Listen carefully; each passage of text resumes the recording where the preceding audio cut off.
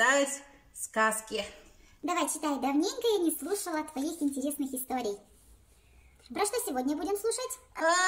Коми-сказку про Перу богатыря. Любимая сказочка. Давай, читай. Начинай. Возле Лупинского лиственника в Кому-Пермской стороне жили-были в старину 3 брата – Антипа, Мизя и Пера. Антипа ушел на службу, воином стал. Мизя принялся землю пахать. А младший Пера, молодой, неженатый, сделался охотником. Наденет, бывало, лыжи длиной в 3 сажени, возьмет острое копье, лук да стрелы и уйдет на лов. Знаешь, видела я такого. Жалко, не съела. Догонит он лося или оленя, поразит копьем и принесет добычу домой. Ой, какой был шустрый, а какой ловкий. Не зря про него такие сказки складывали, сочиняли. А животину-то все с леса потащил. Просторны были лесные угодья Перы. На сотни верст кругом он расставлял силки, но бегал так быстро, что все ловушки успевал осмотреть до обеда. Мне в такую скорость животинки бы в лесу уже не было. Какой еще и быстрый, и быстрее нашей Емушки. Бродит, бывало, день-деньской по дремучему лесу, а ночью наломает пихтовых веток, костер разведет и спит себе у огня. Вот каков он, Пера-богатырь. Раз в деревне Лупье стал мужик избу ставить и позвал соседей бревна возить. Вместе со всеми поехали в лес и Пера-богатырь. Мужики повалили деревья, очистили их от сучьев, коры и принялись бревна возить. Пера отобрал себе самые-самые крупные, а лошаденка-то у него была никудышная. По сравнению-то с таким богатырем, конечно, лошадка будет как собака. Так он еще и самые большие бревна на нее потащил. Издевается тут. Тужится она, никак с места воз не сдвинет. Начали соседи перешептываться. Вот так Пера, сам богатырь, а лошадь кляча. Обиделся Пера, выпряг лошадь, ухватился за оглобли и вытащил на дорогу воз. Сам потащил, ну что оставалось? Удивились соседи богатырской силе молодого Перы, а хозяйка, как услыхала, что на себе бревна повриволок, испугалась. А чем же теперь мне Перу-то кормить? Пожалуй, такой богатырь сразу всю мою еду поест. Конечно, работает за 10, так и ест за 10. Так она ж переживала, что еды не хватит. Угадал Пера хозяйкины думы и говорит: принеси из леса побольше зеленого мха. Свари его да посоли, вот мне и ужин готов. Какой богатырь мох жрет. Сели по мочане за стол. Всем хозяйка кашу подала, один Пера из большущего котла ест вареный мох. Ест да похваливает, причмокивает. Засмеялся один из соседей по имени Мелю Мишка. У меня, говорит, в хлеву свинья и так хлебу приучена. Принесешь ей вареный, если мох, она отвернется, а тут богатырь мох жует. А богатырь не любил, когда над ним подшучивали. Сам никого пальцем не трогал, а заденешь его, вспыхнет, как солома от огня. Наутро вышел хозяин во двор, где вчера по мочане бревна свалили, а там нет ни одного бревна. И догадался он, что это Пера отомстил за обиду, полученную на Перу. Знал хозяин, что у Мелю Мишки был неподалеку поставлен сруб для новой избы. Пошел туда, глянул, а сруб полон бревен. Стоят мужики, хозяин и Мелюмишка тот самый, затылки чешут, не знают, как тут быть. Подумали и отправились к Пере. А богатырь у себя дома за столом сидит, вареный мох ест, да похваливает. Поклонились мужики ему в пояс, попросили прощения. А расхохотался Пера так, что с крыши снег посыпался. но не стал ломаться. Пошел к срубу, вытащил бревна, приволок их во двор и положил на прежнее место. Вот каков был Пера-богатырь. Ну что, почитаешь, Домнушка?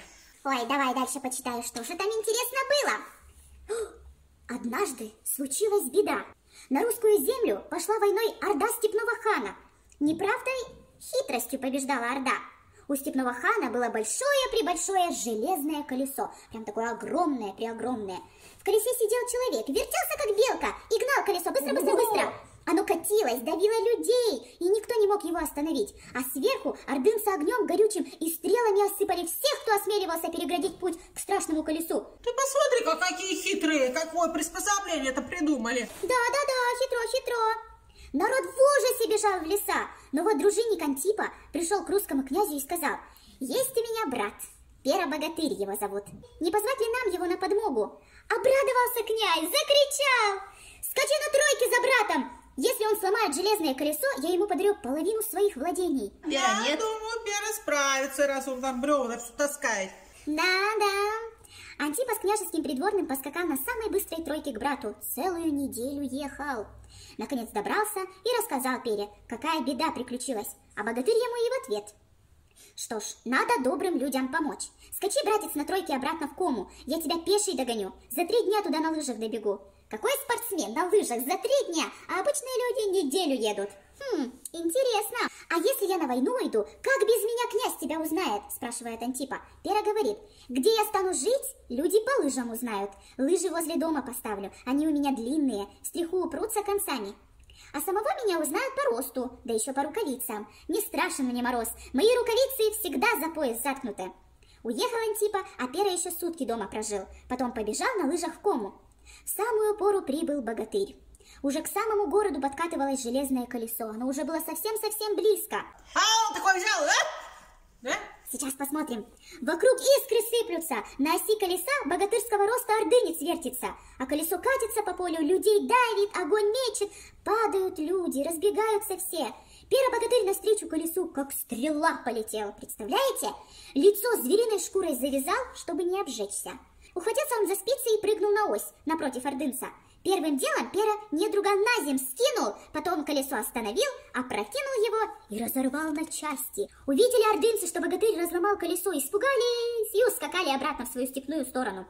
А в Кому началось ликование. Русский князь устроил в честь Пера-богатыря пир на весь мир. 3 дня гуляли гости, а на 4-й князь говорит: «Прости, удалой молодец Пера, у меня что хочешь, золото бери, куниц бери, полцарства, да запросто». А Пера в ответ: «А на что мне твои меха? Я сам куниц ловлю, красным девушкам дарю, и золото мне ни к чему, в лесу без него живут. И полцарства мне не нужно, в лесу я сам царь.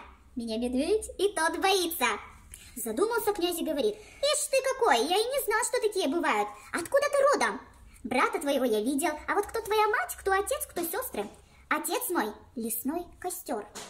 «Интересно, моя мать — березовое изголовье, пихтовая постель, а вольная воля — моя сестра, и без них я жить не могу», — молвил Пера-богатырь. Подивился князь таким словам и подарил богатырю шелковую сеть, чтобы куниц ловить. А еще подарил грамоту, зырянскими буквами написанную, и было там сказано, что Пера и его потомки могут навечно лупинским лиственником владеть. Попрощался Пера с князем и домой. Там сразу пошел в лиственник новое владение смотреть и расставить шелковую сеть. Да не знал богатырь, что попал он как нарочно туда, где сам Вырса, леший, охотился. Читаешь дальше, Емушка? Ну давай, кривого этого почитаю. Леший тут как тут, шапка будто большущая и ловая шишка. Зеленую бороду ветер треплет, я же говорю кривой косой. Нахмурил брови Вырса и спросил богатыря, как он посмел в его владениях охотиться. «Это не твои, а мои угодья. Вот, читай княжескую грамоту», — сказал ему Пера. Но не умел читать Вырса. Ты еще и глупый. «Мне эта грамота не указ», — говорит. «Давай лучше состязаться, на палке тягаться. Кто победит, тот и станет владеть угодьями. То ли наша лесная нечисть, то ли ты, Пера, со своими земляками». А помнишь, мы с тобой так ворвались? Да-да-да. а ты еще меня 300 раз победила, ты же у нас спортсменка. С одного края уцепился за палку Пера, с другого Верса. Как рванул Верса палку, да так, что береза затрещала. «Что трещит?» – спрашивает Леший. «Твой хребет!» – отвечает богатырь. Испугался Верса, не захотел больше состязаться, ведь еще и хлюпик. «Ладно, владей лиственником, и давай с тобой жить теперь дружно». Пера поверил Лешему, но Верса решил его погубить. Свалил богатырь в высокую сосну, зажег ночью негаснущий костер, и улеглись они у костра спать. Верса спрашивает Перу: «А какой удар для тебя смертелен? Удар меча или удар топора?» Зевнул Пера и отвечает, что не боится ни меча, ни топора. Боится только раскаленного копья с серебряным наконечником. А копье с серебряным наконечником как раз у Лешего было. Он его под голову положил и захрапел. Пера же потихоньку встал, вырвал из земли березу, притащил к костру, положил на свое место и плащом закрыл. Сам взял лук и стрелу и спрятался под елкой. Среди ночи встал Верса, раскалил на костре свое копье с серебряным наконечником, да как ударит в накрытый плащом березовый ствол! Копье насквозь пробило березу. «Ну и крепок был же Пера», — сказал Леший. Еще раза два стукнул копьем по березе. «Да еще как крепок», — отвечал Пера, и пустил у Лешего острую стрелу. Бросился Леший бежать, а богатырь следом осыпает его стрелами. До самого жилища преследовал Лешего. С той поры Пера, его земляки, его потомки всегда охотились в этом лиственнике. Вот каков был Пера-богатырь. Женился он на сильной высокой красавице. Жил 112 лет. Берег грамоту и шелковую сеть. А потомки Перы, Мизии и Антипы до сих пор живут на земле Коми. Все они славятся добрым сердцем и сильными руками. Вот как, Емушка, всегда в сказках добро, конечно же, побеждает зло, потому что добро намного сильнее, чем глупое зло. Ну, я думаю, кто-нибудь из вас обязательно придумает сказку, где Баба Яма всех победила, а еще всеми закусила.